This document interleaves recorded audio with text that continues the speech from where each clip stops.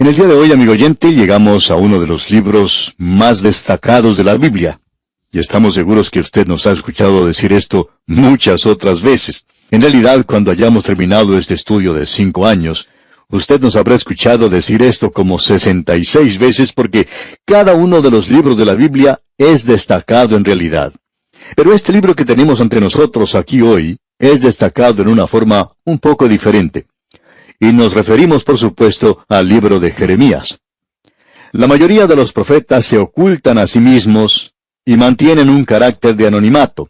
Es decir, que ellos mismos no se proyectan a sí mismos en las páginas de las profecías. Pero aquí tenemos a un profeta cuya profecía es en gran parte autobiográfica, y por cierto que es verdadero así en muchos lugares. Hemos puesto en nuestras notas algunas de estas cosas, y queremos mencionarlas brevemente para que usted se entere y conozca a este hombre al cual vamos a observar. Y vamos a tomar cada una de estas cosas separadamente. En primer lugar, él nació sacerdote en la ciudad de Anatot, al norte de Jerusalén. Segundo, él fue elegido para ser profeta antes de haber nacido. En tercer lugar, él fue llamado a profetizar cuando era muy joven. Él fue encargado por Dios para ser profeta. Él comenzó su ministerio durante el reinado del rey Josías y fue uno de los dolientes en el funeral de ese rey. Y luego, la sexta cosa que tenemos es que a él se le prohibió casarse a causa de la época tan terrible en la que vivía. La séptima cosa que encontramos es que él nunca logró que nadie se convirtiese. Él fue rechazado por su pueblo, él fue odiado, fue golpeado, fue colocado en el cepo, fue puesto en la prisión, él fue acusado de ser traidor. Lo octavo que notamos es que su mensaje rompió su propio corazón. Noveno, él quería dimitir de su cargo, pero Dios no se lo permitió. Y décimo, él vio la destrucción de Jerusalén y la cautividad babilónica. El capitán de las fuerzas babilónicas le permitió a él permanecer en su tierra. Cuando el remanente quiso huir a Egipto, Jeremías profetizó contra eso. Él fue forzado a ir con el remanente a Egipto, y él murió en ese lugar. Según la tradición nos cuenta, él fue muerto por lapidación por el remanente. Aquí tenemos pues a un hombre destacado, este hombre llamado Jeremías. Se le ha llamado el profeta llorón, porque eso fue precisamente lo que él hizo. Un hombre que derramaba lágrimas la mayoría de las veces. Dios eligió a este hombre. Él tenía el corazón de una mujer y el corazón de una madre. Tenía una voz temblorosa y los ojos llenos de lágrimas. Sin embargo, él fue llamado para entregar un mensaje duro de juicio. El mensaje que él pronunció quebrantó su propio corazón. Este hombre fue un gran hombre de Dios. Sin embargo, debemos decir que ni usted ni yo elegiríamos a un hombre como este para entregar esta clase de mensaje. Por lo menos sé que yo no lo haría. Nos gustaría seleccionar a alguien que fuese duro para poder entregar un mensaje bien duro, ¿verdad? Pero Dios no eligió a una persona así. Él eligió a un hombre como este, y este mensaje quebrantó su propio corazón. Quisiéramos presentar ahora 2 declaraciones en cuanto a este profeta Jeremías, declaraciones pronunciadas por hombres en el pasado. No deseamos comenzar nuestro estudio en este libro sin mencionar esto. Lord Macaulay dijo en cuanto a este hombre: es difícil concebir una situación más dolorosa que la de un gran hombre condenado a observar la lenta agonía de un país agotado para cuidarlo durante los ataques alternados de aturdimiento y de delirio que tienen las personas desilusionadas. El observar que los síntomas vitales desaparecen, todos ellos uno a uno hasta que no queda sino frialdad, tinieblas y corrupción. Esa era la posición y el llamado de Jeremías. Él estuvo allí y pudo ver a su pueblo y la cautividad. Esta fue la declaración de Lord Macaulay. La otra declaración que quisiéramos leer en cuanto a Jeremías fue pronunciada por el Dr. Moorhead, que nos presenta un cuadro muy gráfico de él, y esperamos que usted, amigo oyente, preste atención ya que es algo realmente tremendo. Dice el Dr. Moorhead: le tocó a Jeremías la suerte de profetizar en una época cuando todas las cosas en Judea se estaban dirigiendo rápidamente hacia una catástrofe funesta y final, cuando la conmoción política se encontraba en su punto culminante, cuando las peores pasiones se estremecían a las diferentes partes y los consejos fatales eran los que prevalecían. A él le tocó ponerse en el camino sobre el cual su nación se estaba precipitando hacia la destrucción. Tuvo que hacer un esfuerzo heroico para detenerlo y para hacerlo regresar, y fracasó, y fue obligado a apartarse a un lado, y ver a su propio pueblo, a quien él amaba con la ternura de una mujer, lanzarse sobre el precipicio de unas ruinas tumultuosas. Estas son las declaraciones tremendas en cuanto a este profeta. Usted y yo, amigo oyente, estamos quizá viviendo en una época como esta. Vemos a grandes naciones que han logrado muchas cosas. El hombre ha llegado a la luna, ha podido crear la bomba atómica. La tecnología ha sobrepasado las barreras de la imaginación. Sin embargo, detrás de estas naciones aparentemente fuertes, existe la misma corrupción que las está carcomiendo y que en realidad las llevará a la destrucción, a la ruina y al desastre. Y eso se acerca, amigo oyente. Las revoluciones puede que estén muy cerca. Ahora sabemos que lo que estamos diciendo no es muy popular hoy. Uno no dice estas cosas. Uno tiene grupos buenos donde se discute cómo se va a mejorar la sociedad y cómo uno va a resolver los problemas, y hoy a Dios se le deja completamente a un lado. No se cuenta con Él para nada. Y en el día de hoy, amigo oyente, si se hace alguna mención de la Biblia, se menciona de una forma despectiva por parte de algún incrédulo, y aquellos que son creyentes hoy, que tienen el mensaje de Dios, son empujados a un lado. Sabemos eso muy bien. Y quizá nosotros nos encontremos en la misma situación en la que se encontraba Jeremías. Y es por esa razón por la cual pensamos que este libro tiene un mensaje para nosotros hoy. Dios le muestra a este hombre que tiene un corazón de madre, una voz temblorosa y ojos llenos de lágrimas, que tiene que entregar un mensaje duro de juicio, y es el mensaje mismo el que quebranta su propio corazón. Un autor dijo esto de la siguiente manera: Él no fue un hombre poderoso como Elías, elocuente como Isaías, seráfico como Ezequiel, sino un hombre que era tímido y consciente de su propia debilidad e impotencia, deseando obtener simpatía y amor que él nunca llegó a conocer. Tal fue el órgano elegido a través del cual la palabra del Señor llegó a aquella edad corrupta y degenerada. Cuando el Señor Jesucristo estuvo en esta tierra, Él hizo una pregunta en cuanto a sí mismo. Él dijo: ¿Quién dicen los hombres que es el Hijo del Hombre?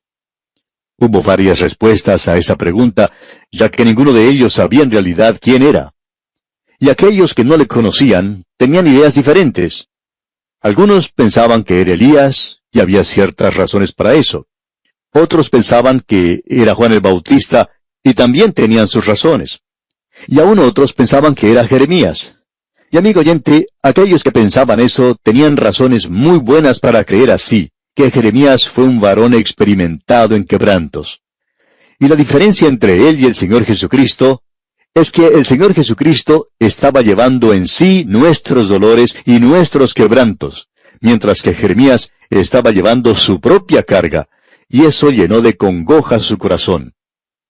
En cierta ocasión, él fue al Señor mismo y le dijo: Yo no puedo continuar, esto me está destrozando, yo voy a sufrir un colapso nervioso, es mejor que encuentres a alguna otra persona.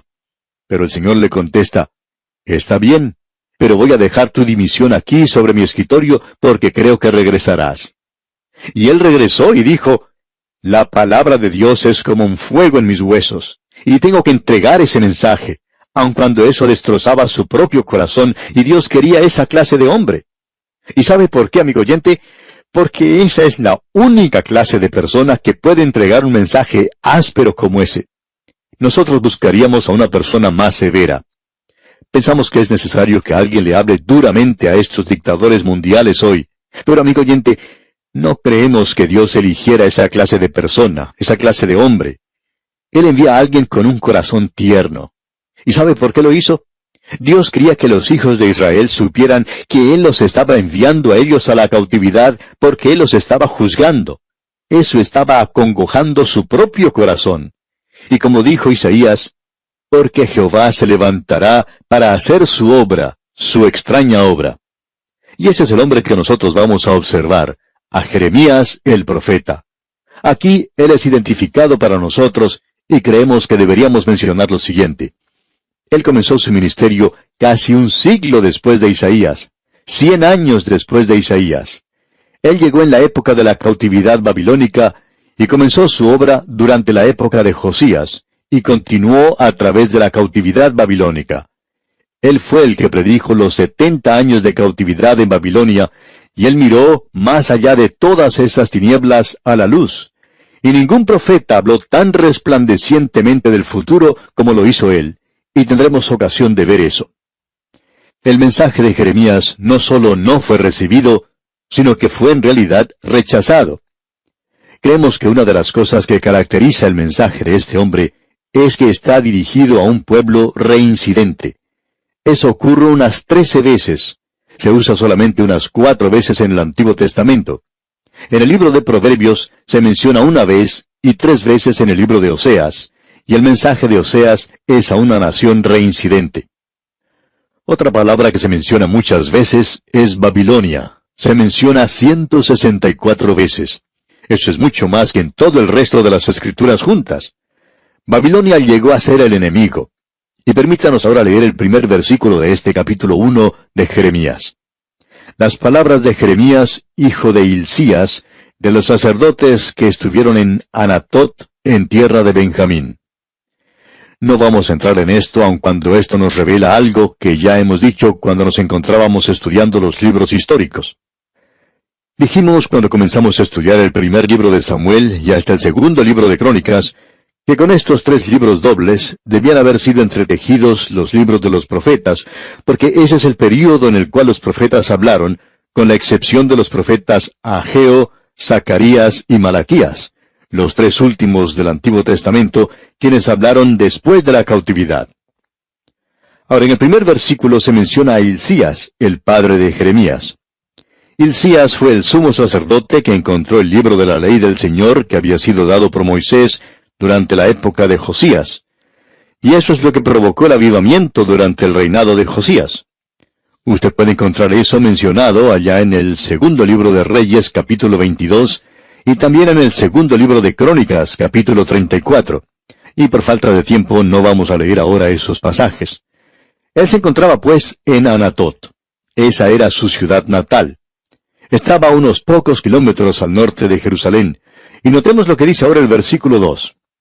Palabra de Jehová que le vino en los días de Josías, hijo de Amón, rey de Judá, en el año 13º de su reinado. Josías tenía 8 años cuando llegó al trono. Él reinó por 31 años. Jeremías comenzó su ministerio cuando Josías tenía 22 años y profetizó durante 18 años del reinado de Josías. Jeremías fue uno de los dolientes en el funeral de ese rey. Eso lo podemos ver en el segundo libro de Crónicas, capítulo 35, versículo 25, en cuanto a Josías, digamos de paso. Josías hizo algo muy insensato, y hay veces en que los hombres de Dios actúan de esa manera. Él fue a luchar contra el faraón de Egipto, en Carquemis. Y ese rey de Egipto no había ido allí a luchar contra Judá, pero por alguna razón extraña, Josías salió a luchar contra él. Y allí en el valle de Esdraelón, o Armagedón si se me permite, Megido, allí Josías resultó muerto, y Jeremías lamentó su muerte porque el suyo había sido un reino muy bueno. Y fue entonces cuando tuvo lugar el último avivamiento de esta gente, y fue un gran avivamiento. Y Jeremías se lamentó porque él vio que la nación iba a caer ahora en una noche de la cual no iba a salir hasta después de la cautividad de Babilonia. Ahora, en el versículo 3 de este capítulo 1 de Jeremías leemos, Le vino también en días de Joacim, hijo de Josías, rey de Judá, hasta el fin del año 11 de Sedequías, hijo de Josías, rey de Judá, hasta la cautividad de Jerusalén en el mes 5. Aquí se nos dice muy directamente que Jeremías comenzó su ministerio durante el reino de Josías, en el 13º año de su reinado, y que él continuó su ministerio a través de la cautividad de Babilonia. El rey Nabucodonosor había recibido un mensaje de Jeremías, y éste le dijo a su capitán, «Deja que este hombre Jeremías haga lo que quiera. Si él quiere regresar con otro capitán, eso está bien. Si quiere quedarse allí, déjalo que se quede». Y eso fue por supuesto lo que sucedió. ya que Jeremías no quiso regresar con los capitanes. Ellos habían rechazado su mensaje. Ellos iban a la cautividad en Babilonia, y Nabucodonosor les daba permiso para elegir lo que quisieran hacer. Así es que él permanece con aquellos pocos del remanente. Y luego, aquellos fugitivos salieron del lugar y se fueron a Egipto. Y ellos hicieron eso en contra del consejo de Jeremías, en contra de la sabiduría que él demostró. Y finalmente, aparentemente ellos le apedraron hasta causarle muerte. Esa es la historia de este hombre. Usted puede darse cuenta que conocemos mucho en cuanto a Jeremías. No sabemos tanto en cuanto al profeta Isaías o a Ezequiel. Probablemente sabemos muchas cosas en cuanto a Daniel, ya que la primera parte de su profecía es algo personal también. Pero si tomamos, por ejemplo, algunos de los profetas menores, de algunos de ellos no sabemos nada. Por ejemplo, tenemos al profeta Abdías. No sabemos nada en cuanto a él. Y hay otros como él. Ahora, en el versículo 3 encontramos que Joacim, el hijo de Josías, quien no es mencionado aquí, es quien reinó solo 3 meses. Él ni siquiera se acostumbró a usar ese trono cuando fue eliminado. Y luego, el rey de Egipto colocó a su hermano, Eliakim Joaquim, en el trono. Este reinó por 11 años, y Jeremías le advirtió que no se rebelara contra Nabucodonosor, el rey de Babilonia, pero él hizo eso. Y el rey lo llevó en cautividad a Babilonia, y colocó en el trono en Jerusalén a Joacim, quien reinó 3 meses y 10 días. Y él es mencionado aquí porque él ni siquiera se acostumbró a ese trono cuando tuvo que ser eliminado. Nabucodonosor le tomó cautivo y le llevó a Babilonia, y ubicó a Sedequías, el hermano de su padre, en el trono, y éste reinó 11 años, y es mencionado aquí. Luego, Sedequías se rebeló, y Nabucodonosor vino y destruyó a Jerusalén, y dio muerte a su hijo, le sacó sus ojos, y le llevó cautivo a Babilonia. Usted dirá que eso es algo demasiado brutal, y nosotros estamos de acuerdo con usted. Pero usted debe recordar, amigo oyente, que Nabucodonosor había tenido mucha paciencia con la ciudad, y esa ciudad y esa gente se negó a escuchar a Jeremías. Y vamos a poder apreciar eso cuando estudiemos más profundamente esta profecía. Y aquí vamos a detenernos por hoy, amigo oyente. Proseguiremos, Dios mediante, este estudio en nuestro próximo programa, y para que usted esté mejor preparado con el estudio de este libro de Jeremías, le sugerimos leer los versículos restantes de este capítulo 1. Es nuestra oración que el Señor derrame sobre usted sus incontables bendiciones. En el día de hoy, amigo oyente, regresamos a nuestro libro de Jeremías, y en el programa anterior presentamos a este profeta a quien llamamos el profeta llorón. Diríamos que hubo 2 cosas que caracterizaron al profeta Jeremías. La soledad, él era un hombre muy solo, y también el llorar. Estas son las cosas que caracterizaban a este profeta: las lágrimas y la soledad. Estas son las marcas o señales de su ministerio. Mencionamos en nuestro programa anterior que él comenzó su ministerio durante el reinado de Josías, en el 13º año. Este hombre, Josías, llegó a ocupar el trono cuando solo tenía 8 años de edad, lo que indica que ahora él tenía unos 21 años. Aparentemente Jeremías tenía unos 20 años, así es que aquí tenemos a 2 jóvenes que podrían haber sido amigos.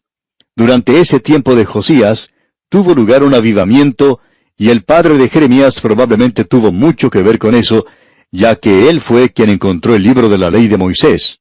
Y es necesario tener la palabra de Dios para poder tener un avivamiento. No es el hombre, sino el libro. Nunca ha tenido lugar un avivamiento en la iglesia donde la palabra de Dios no haya sido responsable por eso. Tenemos que decir que Dios usa a los hombres, eso es cierto, pero no es el hombre, sino la palabra de Dios, la que provoca el avivamiento. Encontramos en este primer capítulo de Jeremías, versículo 4, el llamado de este hombre al ministerio profético, y creemos que eso es algo de importancia. En nuestro programa anterior no presentamos un bosquejo de este libro. Dejamos eso completamente de lado, y no sabemos si deberíamos hacer esto para beneficio de aquellos que no tienen nuestras notas y bosquejos, porque el bosquejo es algo importante. Pero permítanos mencionar aquí al comienzo lo siguiente. Tenemos el llamado del profeta durante el reinado de Josías, aquí en el capítulo 1, y vamos a ver eso inmediatamente. Del capítulo 2 al capítulo 20, tenemos las profecías a Judá y Jerusalén antes del reino de Sedequías, lo que indica que en gran cantidad los mensajes de Jeremías y su ministerio fueron presentados en realidad antes que el libro de la ley de Moisés fuese hallado por Hilcías. Ahora, en el versículo 4 de este capítulo 1 de Jeremías leemos: «Vino pues palabra de Jehová a mí, diciendo». No podemos enfatizar demasiado esto. Aquí tenemos la palabra del Señor. Si usted no está preparado a seguirla, amigo oyente, entonces es mejor que usted deje este libro, porque no tendrá ningún mensaje para usted. Y así en el capítulo 1, versículo 4 leemos: «Vino pues palabra de Jehová a mí, diciendo». Esa es la palabra de Dios. No es nuestro propósito el decirle a usted cómo Dios hizo eso, pero Él le dio un mensaje a Jeremías, y esa es la palabra del Señor. Y en el versículo 5 continúa: «Antes que te formase en el vientre te conocí, y antes que nacieses te santifiqué, te di por profeta a las naciones». Fue algo muy bueno el que la madre de Jeremías no hubiera sido una de esas personas que creía en el aborto, porque él nunca hubiera nacido entonces. Ahora alguien pregunta: ¿cuándo es un niño un niño? Debemos decir que en el momento en que es concebido. Usted puede leer allá en el Salmo 139. David dice allí: «Bien que en oculto fui formado, y entretejido en lo más profundo de la tierra». Es decir, que él fue formado en el vientre de su madre, y que, según los ginecólogos, tiene lugar un desarrollo tremendo al mismo comienzo del niño. Y queremos decir lo siguiente: quizá aquí no hagamos muchos amigos, ni estemos influenciando a muchas personas. Amigo oyente, el aborto es un asesinato. A no ser que se haga para salvar una vida, la vida de la madre. Es sencillamente eso, un asesinato.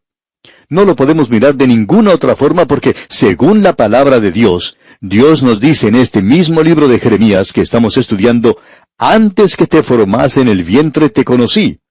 Y luego Dios llamó a este hombre. Lo importante en esto es, ¿por qué le dijo Dios esto a este hombre? Amigo oyente, él va a presentar un mensaje que va a ser rechazado.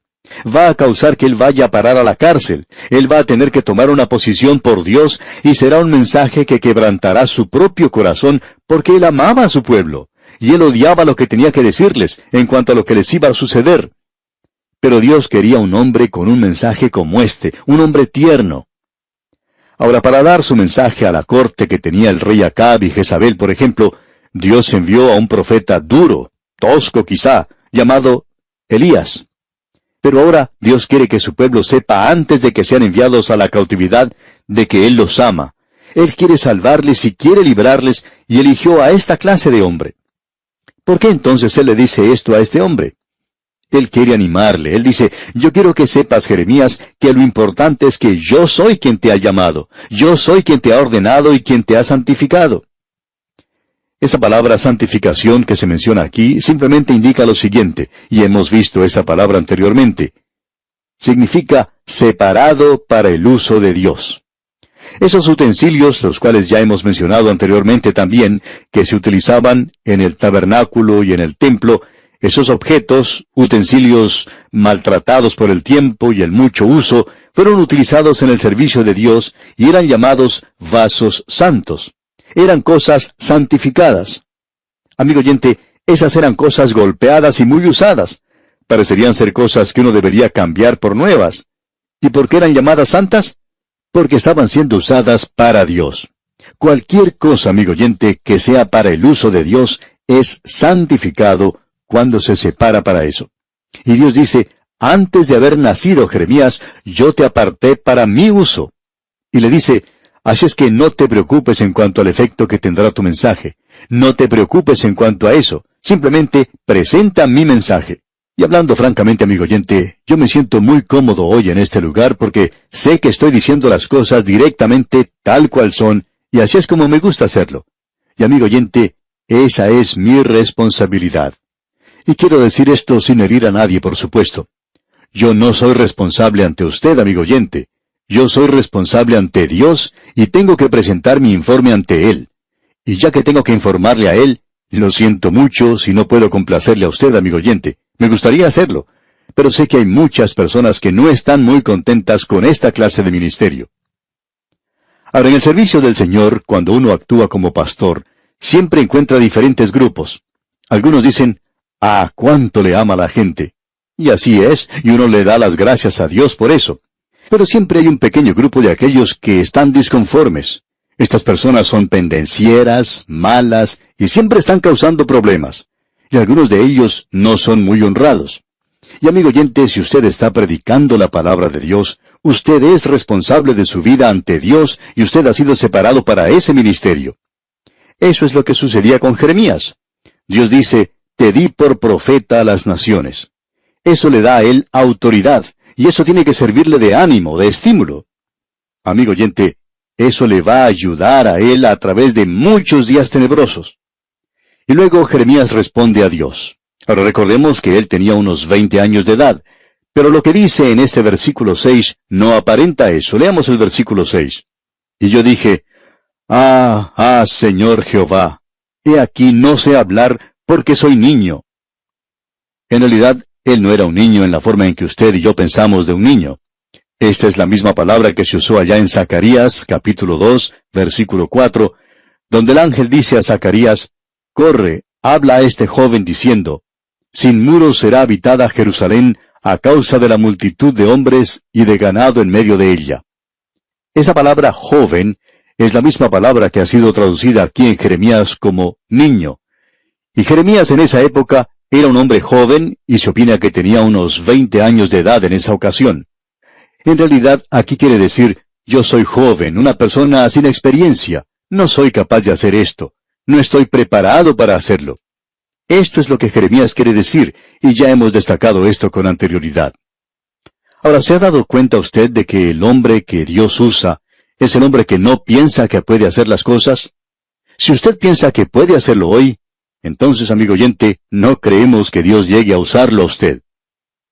En cierta ocasión, un joven pastor que estaba muy celoso de otro hombre en la ciudad donde él trabajaba, se acercó a un predicador de más edad, de más experiencia, y le dijo, yo soy mejor predicador que este otro hombre. Yo soy mejor pastor que lo que él es. Yo puedo hablar mucho mejor de lo que él puede hablar.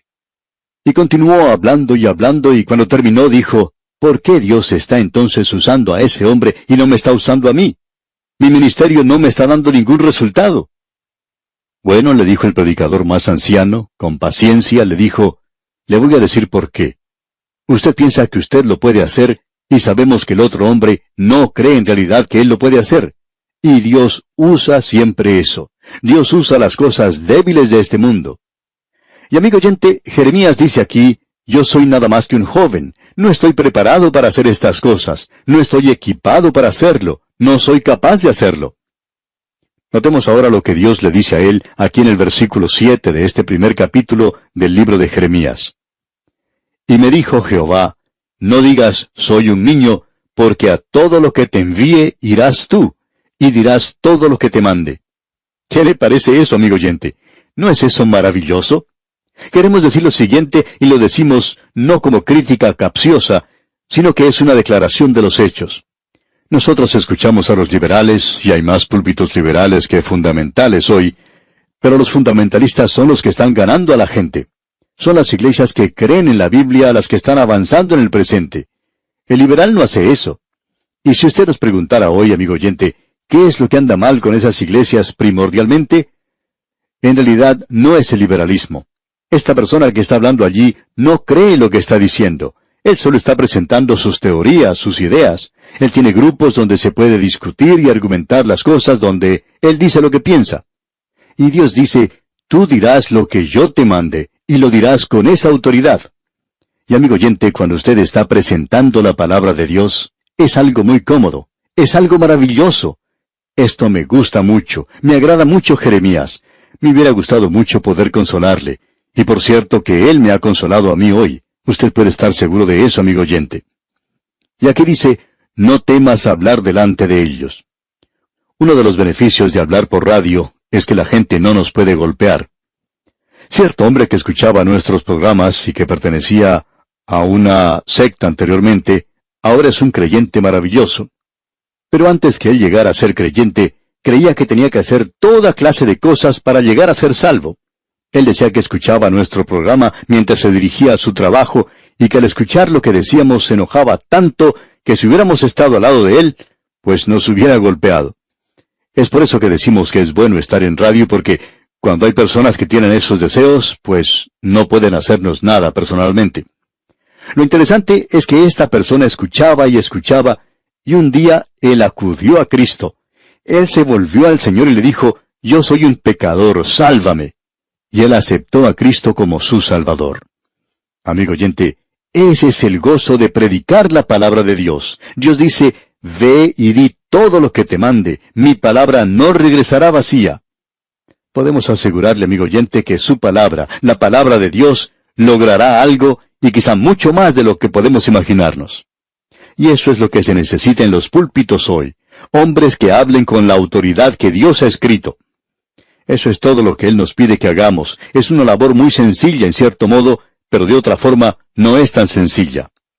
Así es que Él le dice aquí a Jeremías en el versículo 8 de este capítulo 1, «No temas delante de ellos, porque contigo estoy para librarte, dice Jehová». Y Él está diciendo, «Yo estoy a tu lado». Y Martín Lutero dijo, «Uno con Dios es siempre una mayoría». Nosotros quizá pertenecemos a un grupo de minoría. Sin embargo, amigo oyente, estamos en la mayoría. Y ahora en el versículo 9 dice, «Y extendió Jehová su mano y tocó mi boca, y me dijo Jehová, he aquí he puesto mis palabras en tu boca». Esto es muy importante. Dios ha inspirado las palabras de las Escrituras, no los pensamientos o las ideas. El diablo no fue inspirado para decir una mentira, pero las palabras que dicen que el diablo dijo una mentira, esas palabras fueron inspiradas. Las palabras de las Escrituras son inspiradas, no son así los pensamientos y las ideas.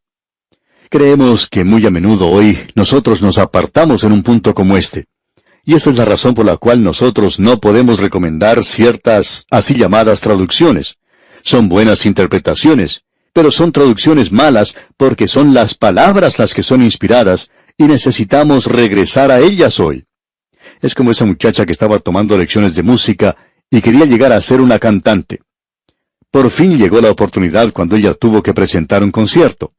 Bueno, tuvo ese concierto, y luego regresó a su camerín, y sus amigos llegaron a visitarla y ella quería saber lo que había sucedido. Y entonces ella preguntó, ¿qué dijo mi profesor? Y un amigo que conocía al profesor, y que la conocía también a ella, quería ser muy diplomático en la forma en que le decía las cosas. Él dijo que habías cantado celestialmente. Y ella dijo, «Ah, ¿dijo él eso?» «Sí», le dijo su amigo. «Eso fue lo que dijo». Y ella dijo, ¿dijo eso con esas palabras? Bueno, eso no fue exactamente lo que él dijo, o mejor dicho, las palabras que él usó, pero eso es lo que quiso decir. Y ella dijo, yo quiero saber exactamente las palabras que él usó. ¿Qué fue lo que dijo? ¿Dijo él que yo canté celestialmente? Bueno, dijo el amigo, él quiso decir eso, pero lo que en realidad dijo fue que tu voz sonaba como un ruido extraterrestre. Amigo oyente, son las palabras de las Escrituras las que son inspiradas. Dios dice, he aquí he puesto mis palabras en tu boca. Y luego en el versículo 10 dice, mira que te he puesto en este día sobre naciones y sobre reinos, para arrancar y para destruir, para arruinar y para derribar, para edificar y para plantar.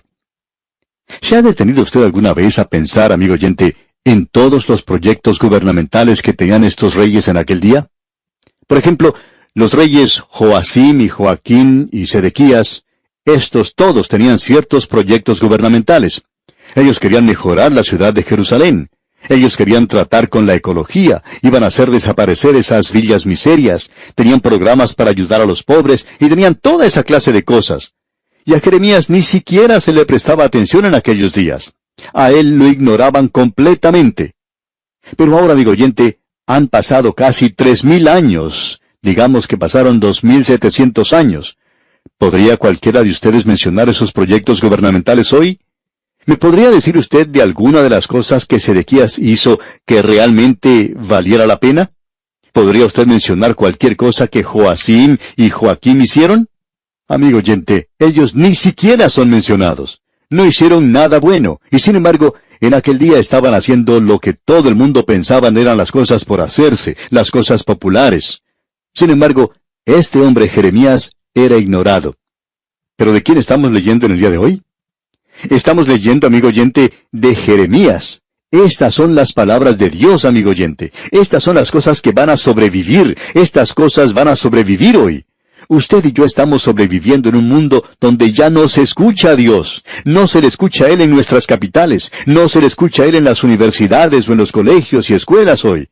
No se está escuchando a Dios en los grupos militares. No se está escuchando a Dios en los grupos científicos. Pero Dios está hablando hoy, amigo oyente, y su palabra sobrevivirá. Amigo oyente, tenemos aquí un gran libro, ¿no le parece? Dios le está diciendo, mira que te he puesto en este día sobre naciones y sobre reinos. Y pobre Jeremías, quiere retirarse antes de tomar ese trabajo. Y en el versículo 11 leemos, la palabra de Jehová vino a mí diciendo, ¿qué ves tú, Jeremías? Y dije, veo una vara de almendro. Estas son las cosas que le llamaron a su tarea profética. Y ahora Dios le da 2 ejemplos tremendos. Primero lo que vemos aquí en el versículo 11, donde dice, una vara de almendro. El almendro era conocido como despertador o el observador. Era lo primero que florecía en la primavera. Este era en realidad el primer árbol que salía de la larga noche del invierno para florecer en la primavera. Y Jeremías tenía que ser como un reloj despertador, el que debía despertar a la gente. Él los iba a despertar, pero a la gente no le gustaba ser despertada, por supuesto. Nadie que esté dormido quiere despertarse. Y un reloj despertador es una de las cosas menos populares en este mundo. A mí, por ejemplo, no me gusta escucharlo por la mañana, y hay personas que hasta los arrojan contra la pared. El reloj despertador no es algo muy popular. Y aquí se le dice a este hombre que eso es lo que él va a hacer. Él va a ser considerado un despertador. Y entonces leemos aquí en el versículo 12, y me dijo Jehová, bien has visto, porque yo apresuro mi palabra para ponerla por obra. Dios está diciendo, yo te daré palabras que los harán despertar. Él los va a sacudir, amigo oyente, y por cierto que lo hizo. Y en el versículo 13 leemos, vino a mí la palabra de Jehová por segunda vez diciendo, ¿qué ves tú? Y dije, veo una olla que hierve, y su faz está hacia el norte. Bien, ¿qué es esa olla que hierve? Bueno, Egipto y Siria ya no eran un peligro para el reino sureño de Judá, pero alrededor de esa medialuna fértil, en el norte, había una olla que hierve, el poder de Babilonia que se estaba levantando, que eventualmente llegó a destruir la nación. Y este hombre Jeremías tiene que advertirle constantemente a esta gente de lo que iba a suceder con la nación. Luego dicen los versículos 14 y 15 de este capítulo 1, me dijo Jehová, del norte se soltará el mal sobre todos los moradores de esta tierra, porque he aquí que yo convoco a todas las familias de los reinos del norte, dice Jehová, y vendrán y pondrá cada uno su campamento a la entrada de las puertas de Jerusalén, y junto a todos sus muros en derredor, y contra todas las ciudades de Judá. Amigo oyente, un siglo antes Dios había librado a Jerusalén, y ahora los profetas falsos están yendo de un lugar a otro diciendo que Dios va a hacer esto nuevamente. En esta época los profetas del pasado ya habían desaparecido. Oseas, Joel, Amós, Miqueas y Nahum, todos ellos eran contemporáneos con Isaías y han desaparecido de la escena. Pensamos que Sofonías y Habacuc todavía estaban viviendo, y Ezequiel y Abdías, ellos eran contemporáneos, pero no van a profetizar hasta cuando este pueblo llegue a la cautividad en Babilonia, en los ríos de Babilonia, en los canales de ese lugar. Y Daniel es quien profetizará más adelante, así es que ese hombre aquí está completamente solo, y tiene que pronunciar estos juicios que caerán sobre esta nación. Ahora, ¿cuál será la reacción a todo esto? Leamos el versículo 19. Y pelearán contra ti, pero no te vencerán, porque yo estoy contigo, dice Jehová, para librarte.